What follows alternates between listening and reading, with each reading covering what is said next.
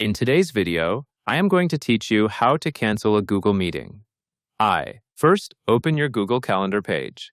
When you are there, take a moment to confirm that you are looking at the correct calendar view, such as your month or schedule layout. Next, click the meeting event to open its details.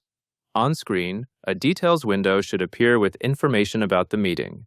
Look for details like the date, time, and any linked video or meeting options. After you have opened the meeting details window, click the trash can icon at the top of that window. You may see it next to other options, and it is typically clearly placed in the header area of the event details. When you click it, Google prepares a confirmation step, so you can choose how you want to handle the meeting and the notifications. Now, the next part is to confirm the deletion. Click Send on the pop-up box to email attendees and remove the video meeting from their view.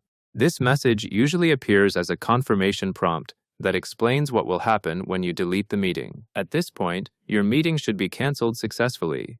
You can usually tell the process worked because the event will disappear from your calendar. And that covers everything you need to know.